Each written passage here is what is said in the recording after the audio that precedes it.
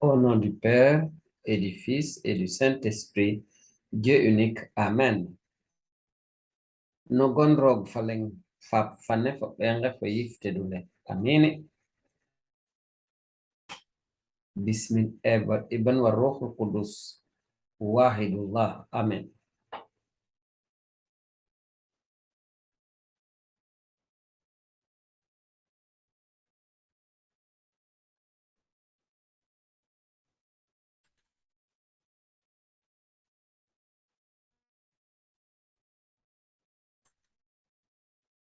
Nous voici de retour dans notre cursus de formation biblique. Initiation biblique, leçon numéro 2. Oui, nous parlons bien d'initiation biblique et comme nous l'avons déjà commencé, les 3 langues suivantes seront tour à tour utilisées. Le français, initiation biblique, leçon numéro 2. Aserer akatin bibal mbef di kander. Wolof, jemantal bibal, xey ñaarel bi.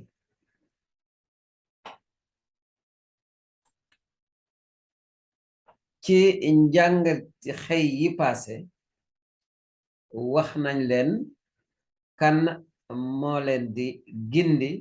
ci daara ji duñ ci yàggati képp ku ci bëgg am lu ko gën a leer rek mën na dem ci xëy bu jëkk bi leçon numéro 1 wa ila mu dem bu soxlaa yaatal mu dem ci vidéo bi ñu fi ñuy présenté Lumen Gentium TV qui YouTube. Je suis donc en train de dire que nous ne nous appesantirons pas ici sur la présentation de celui qui vous anime ces cours de formation biblique. Nous l'avons déjà fait brièvement dans l'initiation biblique numéro 1. Et pour ceux qui voudraient avoir plus de détails, il y a d'amples informations sur une vidéo consacrée uniquement à la présentation de Lumen Gentium TV. Je vous renvoie donc à cette vidéo qui se trouve donc au niveau de la chaîne Lumen Gentium. Gelemano eketere fuye oxena fi ana nun akatin xena welta nun mof kim miñata présenté ana nun lab fi anum ten ngas mberane ten mbef mberane ten cangalen bibal ne to gene xu andona soxla o tega moƴna yaaj wagar ten ngelne in Lumen Gentium a jiga ba i mbitine présentation nen chaîne ne Lumen Gentium fo xoxum fo mi fane andona mina animé an kon koy meke fat i njofn xo rek et no sarole taxna te i ngesidome xane. Qu'est-ce que la Sainte Bible? Voilà une question à laquelle il convient de répondre pour accompagner efficacement quelqu'un qui veut entrer en contact avec les Saintes Écritures bibliques. Qu'est-ce que la Bible? Iyo mais Bible xarita refu geke a refa ga andona lamit na andona oxu bugna jang Bible oxu bugona damit ndaxte waga an Bible e tena dimle bota an gref nan Bible ne bo o jela meke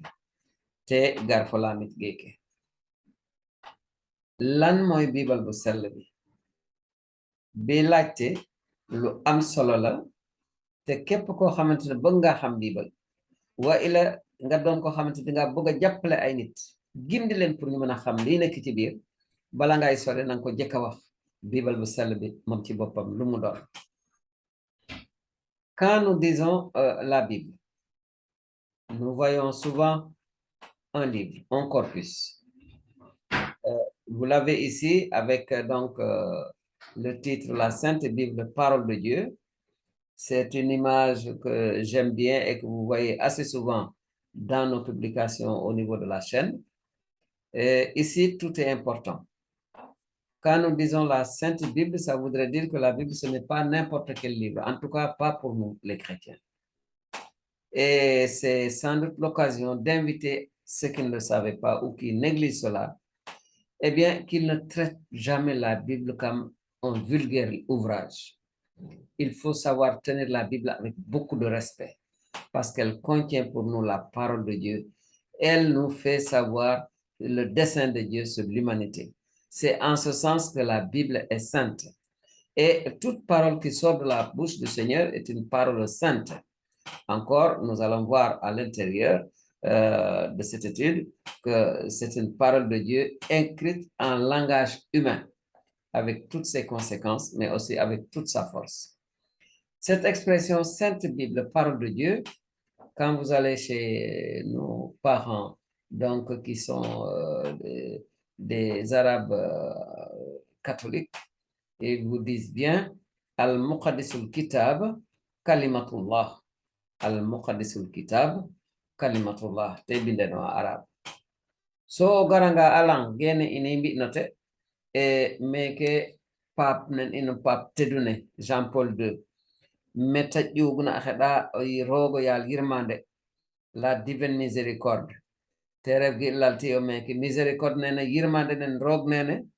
pour ino chrétien na feñit nane andona Yesu Christa a jaɓa coono ga o lenga wagero ngalem lam ndaxta waga mucco in to gene tereften croile jigna a kiga tadak ga andona te o ngaya bo jema fadata gene fop ga chrétien ge mbarna yeklelo o tenor min lembami e bibal ne refe hakobong refe sa fe cahan ten taho chrétien a sakatanga bibal fata damin fota danga fa magno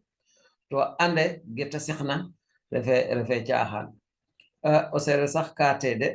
e gena bangela fo ngela baxel rog moƴu mbot fogete donc gena sagantel bibal fogete ngelane ɓoxotote danga a paax te taxu mayale mba nangatimale mba bibal ne rek dayte nda kam le mba bibal fatidu fane bibal tedune lam falay roge tasiko e gene taxu o retanga boten fogwen in andona arabe ande fo chrétien den fo qox den te ref ge binma meke alang na arab al muqaddisul kitab kalimatullah donc ça fait tedure e falay rog gene ref ge andona te laltete natal mberan neke mais i mbugna lemto nun ge refna bibal fo xoxodun gene refu xarno a pafal bu ñu dee laajte lan mooy biibal bu sell bi nee na nit ki boo koy bëggee jàppale pour mu gën a xam li nekk bible wax ko ca njëlbeen lii may jiital si nii ndaxte nit ki war na xam téere bi mu téye lu mu doon ak vraiment maqaama bi nga xamante ne moom lañ ko gëdd giñ ko war a may biibal bu sell bi la ñuy wax ndaxte melu na yeneen téere yi waaw mën naa yore roman mën naa yore livre de grammaire ak yu demee noonu di ko jàng fu ma neex sànni waaye nag ngir yàlla nañu tëral sunu bible yu sell yi ndaxte bu ko defee sunu borom la ñuy tëral sunu maam yi sax nee nañu ndaa ka koy roote lañu koy ruse ka ko moom lañu koy ruse ndem biibal bi mbiru yàlla la nañ ko teral waaye looloo tax ñuy naa biibal bu sell bi baatu yàlla wax jooju boo demee ci sunu mbokk yi nga xamante ne ay arab catholique lañu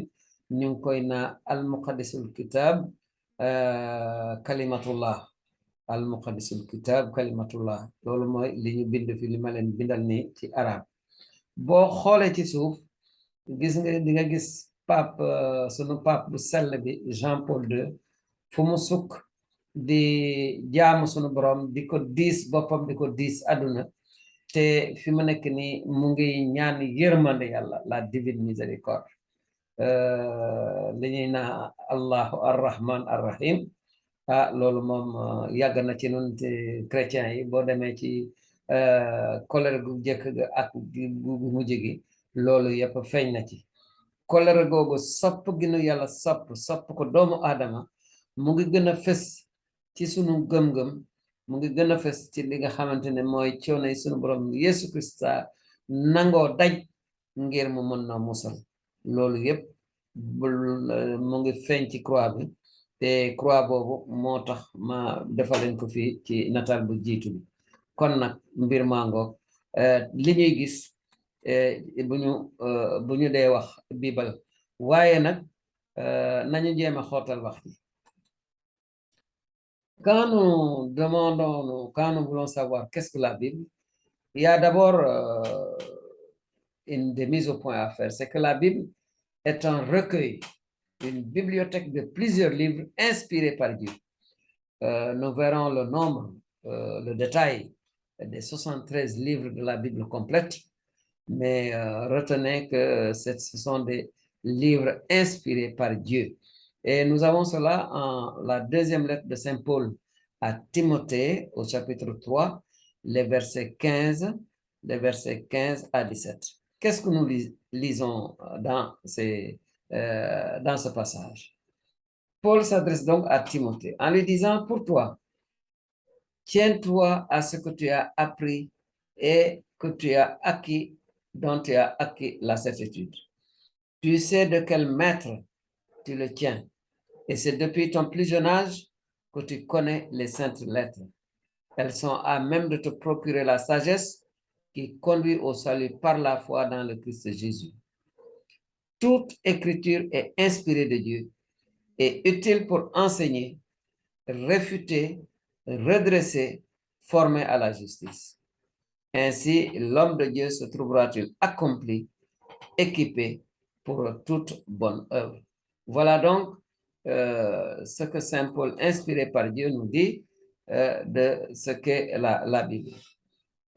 Nous avons une autre définition, un autre aspect de la Bible, un autre aspect descriptif, c'est que la Bible est une nourriture et nous verrons par ailleurs que c'est une lumière pour l'homme. Et nous avons ceci au niveau du Deutéronome, au chapitre 8, au verset 3, nous lisons il, c'est-à-dire Dieu, il t'a humilié, toi, Israël. Il t'a fait sentir la faim, il t'a donné à manger la manne que ni toi ni tes pères n'aviez connue, pour te montrer que l'homme ne vit pas seulement de pain, mais que l'homme ne vit pas seulement de pain, mais de tout ce qui sort de la bouche de Yahvé. Voilà. Donc, il nous faut bel et bien du couscous, du mafé, du pain, etc., etc. Mais nous avons un autre type de nourriture, une véritable nourriture qui est la parole de Dieu. Et c'est celle-là, en fait, la véritable nourriture que nous le verrons. Et ces affirmations-là nous sont confirmées à plusieurs reprises dans la Sainte Bible. Ce verset-là, Jésus le reprendra, par exemple, quand Satan tentera de le faire chuter en passant par la nourriture. Il lui rappelle simplement, l'homme ne vit pas seulement de pain, mais de toute parole qui vient de la bouche de Yahvé. Voilà, et dans bien d'autres passages, nous avons la confirmation de cette affirmation. Un autre aspect de la définition de la Bible, en tant que contenant la parole de Dieu, eh bien, elle est source de vie, cette parole. Dieu t'a humilié, oui, effectivement, et à ce niveau-là, toute personne qui arrive au niveau donc de la lecture de la parole de Dieu, il en arrive donc à trouver de la nourriture dans ce livre. Je vous laisse le soin d'aller voir donc dans les Saintes Écritures, eh bien, la référence de Deutéronome 4.1, cette référence, vous pourrez la suivre au niveau de votre Bible, parce qu'il faut aussi faire de la recherche en même temps. Nous avons aussi, eh bien, le fait que la Bible est une source de vie éternelle. Les Écritures sont source de vie éternelle. Cela nous est donné par Saint Jean, inspiré par Dieu. Jean en 5, au verset 39. Vous scrutez les Écritures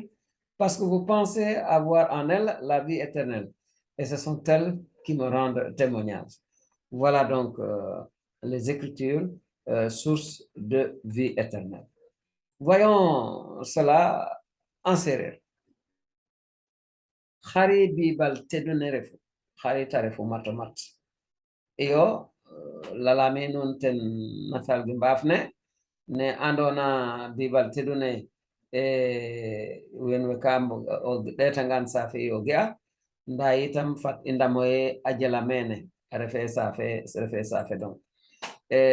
Bible ne refe safe leng safe ga mbokatene a nanta o nged fo tap mayu ga siqna layge rooga binnorna geke orotanga ten letar ɗi kanderole Paul fatedu fane a binna Timote no o saaro dad kanderum apen harɓa hay fo ɓet kander bono harɓa hay fo ɗi kander gene rooga binnorna Timote Paul harefu gaga refu ye in janganno nun no ndeɓandongo fo anto a pindate duke den mbago nga coox o andole naɗisana muccat na pexey o ngim na Krista Yesu roog binnoru a pindate duke fop to bin lu refna teen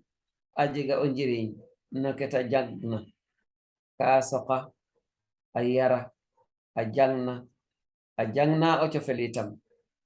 ndax o kiino kiin ndax o kiin roog xe refna kiin roog xe a dey kiin roog xe a teey to itam a jofnoox na fi'a paax gene te rooga binnoru Paul fatedu fana a lalta ye o njiriñonge falay fane refna no Bible refe lay caaxaan gajel nana Bible ne itam a refa ñaamel fo a qoolan pour o kiin nange ñoowta o gaf dong nda falay fana fat na no roog Yàlla geke ge refna no safe na lemel Deutéronome 8:3 Deutéronome o saar ɓet fo dad kander i mbaftuma i ngaranga ten sil mbaktan ne sil ngas ne rooga fi bo a binnoro sang fatedu fane no lewansil nen ten no o saaro ɓet kander apen harɓa hay tadik fo ɓet fo nak kander non way saaka a pindate duge laam ne no yaakarna njigtona den o ñoowo fagatal ra'oden no seedana xam kon koy bon andoye a pindate duge a siqeygo ka ndefo accur no ñoowo fagatal gene fop a ref ga andona i ngalani ndamo a paax a paax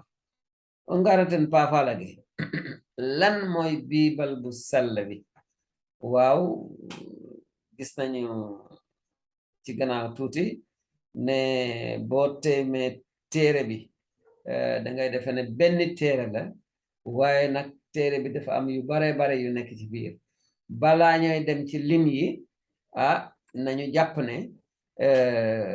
moom Bible bu sell bi ab ëtt la ab ëtti saq yu yore lu Yàlla binduloo maanaam dafa mel ne yow mi ñu jël boo demee ci këru séeréer yi amoon na barab spécial foo xamante ne sàq yi la fa ñëw foofu la ñu daan nekk boo fa demee dangay gis sàq mi ci la ñu def basi sàq mi fa la ñu def saañu et cetera waaw ràññaatle googu amoon ci sunu sàq yi sàq maam yi ràññaatle yu mel noonu aussi ñu ngi sunu biir Bible bu sell bi kon nag bu ñu jàppate bu ñu foogate mukk ne Bible bi benn sàq la déedéet ay sàq la maanaam ay téere yi ñu dajale moom la tubaab di wax recueil te mbind yooyu am nañu nee nañu ne waxu Yàlla la wax yu Yàlla bindaloo ay jawriñam boo demee ci bataaxel bi nga xamante ne sunu borom bindaloon na ko Paul mu sell mi mu bind ko jëmale ko ci Timothée ñaareelu bataaxel ba mu bind Timothée saar ñetteel wa aaya fukk ak juróom pardon ba ci fukk ak juróom ñaar ñu ngi fay jàngal yi waaw ci sag ndaw nga jànge mbind yu sell yi te fi mu nekk ni mbind yooyu gis nañu ne yàlla leen bindaloo kon nag ci yàlla lañu jóge waaw lu weesu loolu mbind yu sell yi biibal bu sell bi xam nañu jàpp itam ne ñam dëggantaan la ñam dëggantaan waaw lii mu ngi doon dëgg même ni ñuy tàqamtikoo sunuy ñam yi aw ci làmmiñ dëgg-dëgg baatu yàlla boo ko miinee moom boo ko lekkee da nga tàqamtiko boo demee ci téere bi nga xamante ne moom la ñuy wax Deutéronome ci saar juróom-ñett aaya ñetteel ba ñu ngi ci jàngali nit du dunde mburu kese waaye bépp waxu yàlla waaw lii moom sunu borom sax joxoon na ko saytaani tontu ba mu koy jéema fiir ci mbirum lekk mel ni dafa doon ab njóobeen wala ab saareen mu ne ko déedéet nit du dunde mburu kese waaye bépp waxu yàlla kon nag nañ jàpp ne li nekk ci biibal ñam la dund la léegi nag ku nekk ci nun naa xalaat ci boppam ndax day xiife baatu yàlla ni muy xiife mburu wala ni muy xiife cere wala ceebu jën ragal naa ne moom lañuy féetale gannaaw gis nañu jàpp aussi gis nañu ne mbind yu sell yi dañoo yar dund gu dul jeex bi donc lii ñu ngi ko bind ci l'évangile injilu Yaxya Yohana Jean saar juróom aya fanweer ak juróom-ñeent lan lañ fay jàng lii Yeesu moo ko wax yéen a ngi gëstu mbind yi yooyu nag far ci sama mbir la ñuy wax donc lii moom njiitu yahudiya yi njiitu diine yahudiya ñoo dikkoon di dingat Yeesu ci mbirum mbind yeeg yu demee noonu mën na leen nag yéen a ngi gëstu mbind yi di jeexat di xool ndaxte da ngeen cee yaakaar dund gu dul jeex loolu moom mooy li nga xamante ne mu ngi nekk ci biibal bi bu ñu dee laajte lan mooy bible war nañoo jàpp ne loolu yëpp bible la tekki buñ ci jógee nag bu ñu dellusee dinañu xool lan moo nekk ci biir que contient la Sainte Bible. Ce sera donc la prochaine publication, la prochaine leçon. Je vous remercie. Jaa ngeen jëf ba beneen yoon.